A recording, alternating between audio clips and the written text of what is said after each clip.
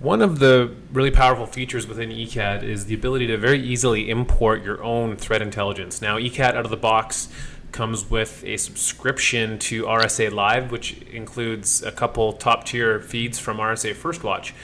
But for any user that wants to implement your own lists of MD5 checksums, or any kind of checksum for that matter, IP addresses, domain names, and certificate thumbprints, it's very easy to do so within the console.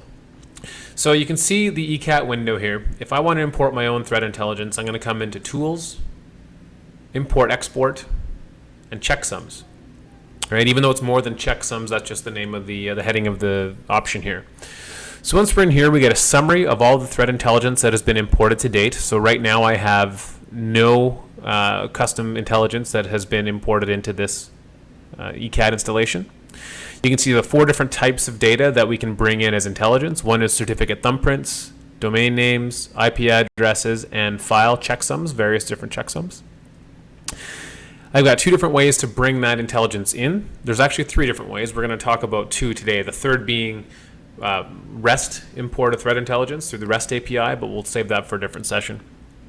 So manual import, meaning I can just copy and paste the values, the string values for whatever intelligence type I've got selected right into this window.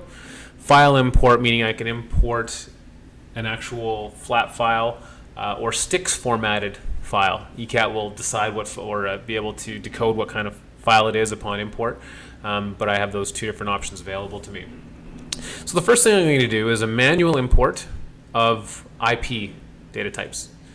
So I just grabbed a random selection of IP addresses from one of the public threat feeds out there, copy it, and literally all I have to do is paste it in here and click import. And you can see here my total number of bad IPs imported has just jumped to 21. Now, the really cool thing about ECAT is as soon as I've imported that threat intelligence, the SQL jobs that run in the background to actually pull out malicious indicators of compromise, or in the ECAT world as they're called, instant indicators of compromise, both atomic and behavioral, even if the connection was made by a particular endpoint in the past, this new threat intelligence will automatically apply, and you'll actually see it in the console by an adjustment of the scoring.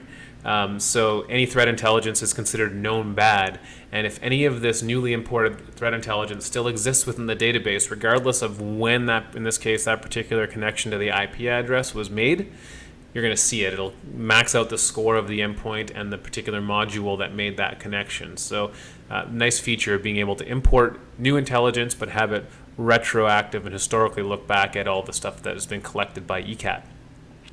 So I've got 21 IPs in there. Another quick one we're going to do is just files. So I've got a sticks formatted file that I'm going to import.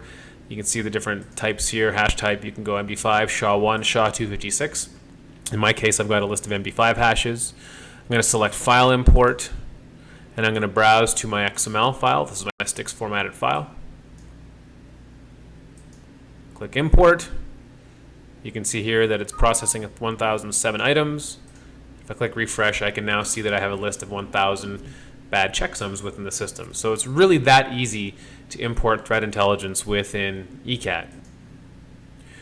Similarly, if I want to remove any of the intelligence, let's say I don't actually want that file in there, it'll have history of all the files that I've imported. I can simply select the file, delete, and that will remove all of the intelligence for that particular file from the system.